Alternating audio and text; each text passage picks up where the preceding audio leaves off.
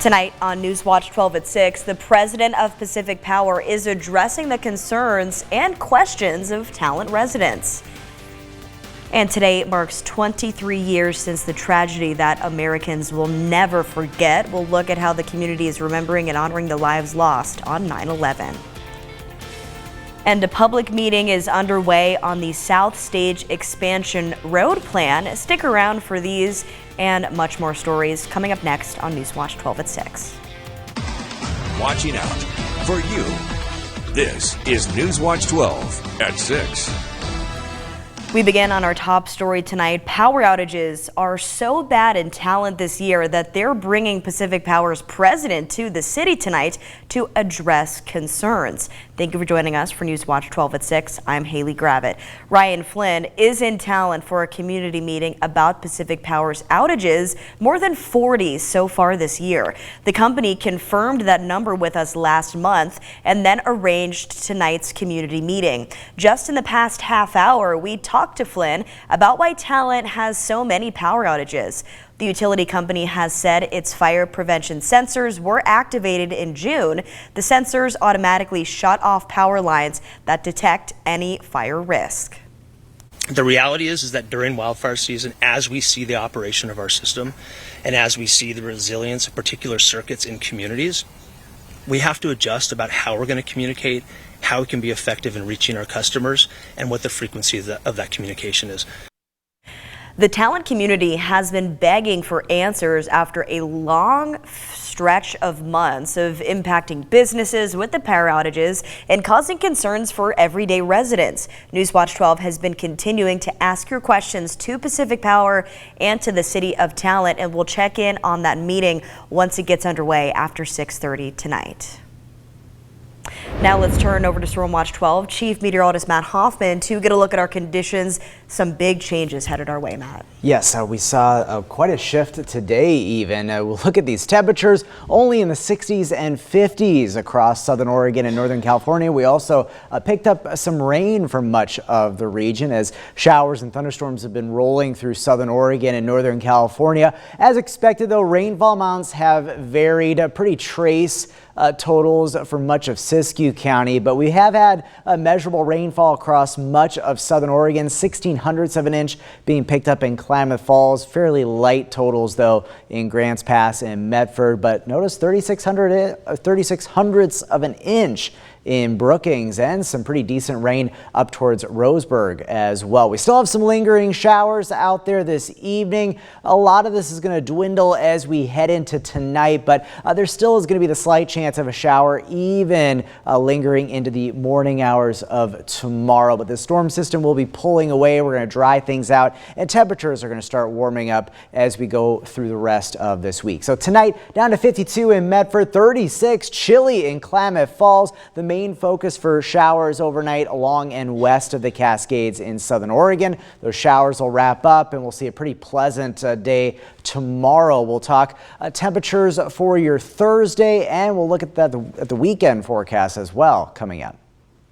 Matt, thank you. And those cooler conditions make it feel like fall is in full force. Jackson and Josephine County is moving to high fire danger tomorrow, but it is still a time to be vigilant for fire starts. The Rogue Valley has had fewer major wildfires this season, and the rain helps with crews and their containment of the fires. But the overcast weather is subject to change.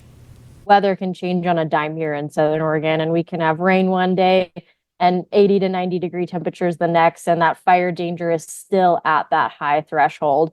And so it's really important that we remain vigilant. So here's a reminder for what high fire danger means. Mowing dry grass or using a power saw will be allowed until 10 a.m. and after 8 p.m. each day. Cutting, welding, or grinding metal is also allowed until 10 a.m. and after 8 p.m. There is still a ban in place on any debris burning. A full list of restrictions and the latest updates on fires and fire season can be found on our website, kdrv.com. And Senators Jeff Merkley and Ron Wyden are looking to reduce wildfire threats across the state with over $9 million in federal funding. The U.S. Department of Agriculture is investing in 3 of Oregon's national forests, including the Umpqua National Forest and the Rogue River Siskiyou National Forest. Each will receive over $4 million for projects that will reduce the risk of wildfire. The national forests will work with tribes, communities, and other partners to protect natural resources and critical infrastructure.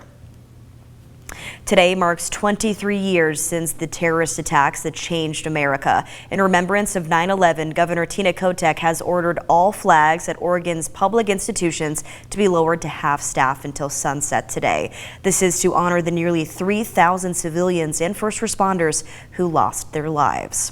And people across the country are remembering that day in different ways. Firefighters from several different districts paid their tribute to the many heroes who died in a nationwide tradition of the stair climb.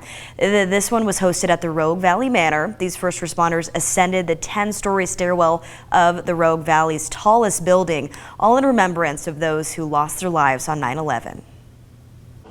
So in 9/11, I was an engine captain. So I was in Red Oak, Texas, and I was a captain on the engine, and I was checking my engine that day, and our driver engineer came out and said, "Cap, you need to come in here and look at this. The plane just hit the World Trade Center." And so we all went in the day room, and we were watching the television, and we unfortunately saw the second plane actually hit the other tower, and we were pretty much, glued to the television watching the rest of the day. They ran towards danger, up countless stairs, embodying the very essence of courage and sacrifice. Take the time to learn about it. The whole country changed, and so in so many regards our lives changed. And so not only was it a horrible event, but just our livelihoods changed, and the way that we conduct day-to-day business and the security of our nation, and just so many things were impacted. So I just encourage the generations that weren't alive yet to spend some time and actually learn about the event. Learn about the significance that it had on the impacts of our world, not only our nation, but our world. That was a very tragic day in the history of the United States, and a very impactful day for those that are first responders and the law enforcement and the fire folks that ran towards danger when everybody else was running away. It gives people an appreciation and an understanding of the sacrifice that first responders have. That's why today is so important, because we do have kids that are growing up that weren't there. They don't understand the significance of what happened on United States soil on September 11th.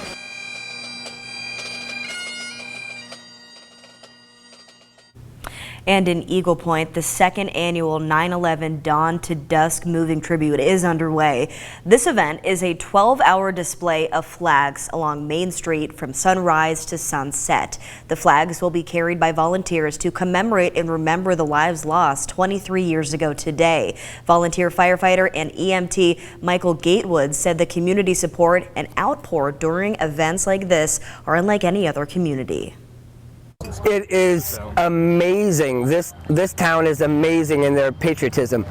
Every day that we do this, we have people who drive by, they're honking their horns, they're waving at us. We have people who come by and see the flags and see us, and they want to come over and ask questions and find out.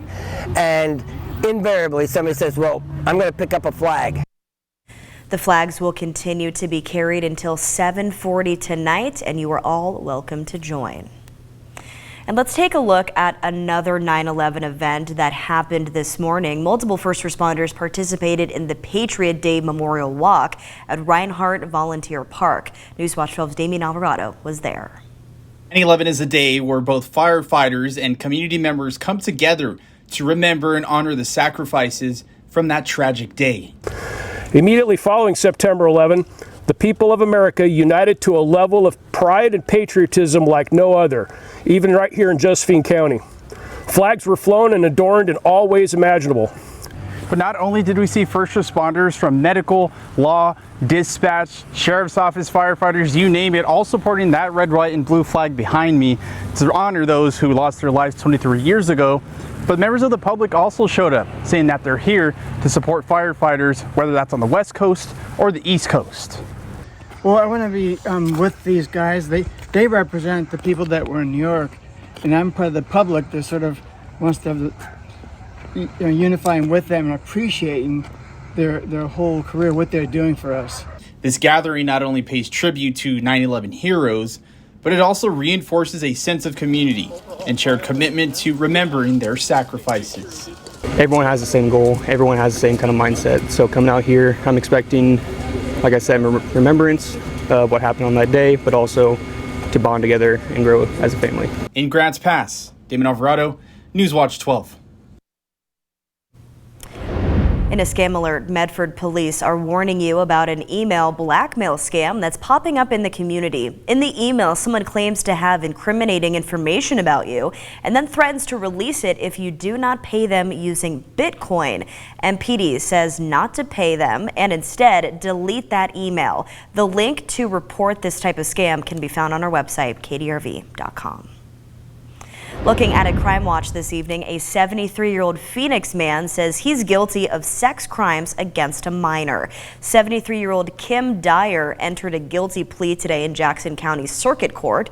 He's asking the court for 3 years of probation. A grand jury indicted him for 7 felony counts of sex crimes with a child younger than the age of 14. Dyer's plea today applies to 3 of his felony accounts. His guilty plea acknowledges that he could get up to 20 years in jail and up to $500,000 in fines. And an illegal marijuana enforcement team served a search warrant this morning at a black market cannabis grow site in Phoenix. Over 6,000 illegal marijuana plants were seized, and an investigation discovered the property was connected to a black market grow operation in Northern California. Over $26,000 are being fined to the responsible party. IMET arrested 1 suspect on scene, and another is being referred to the Jackson County District Attorney's Office. We'll have more at kdrv.com and on NewsWatch 12 at 11. And happening now, the final public meeting for the South Stage expansion plan in Medford. The project team from the Oregon Department of Transportation is presenting this final design option and to answer any questions you may have. You're taking a look at Sky 12 footage above the area that the South Stage Road expansion will be taking place. The plan considers crossing Interstate 5 between Phoenix and South Medford exits. The meeting is being held virtually. You can find a link to join that meeting if you'd like to do so on our website, kdrv.com. And coming up, we'll look at one of the 8 homes destroyed by the Copperfield fire coming up next.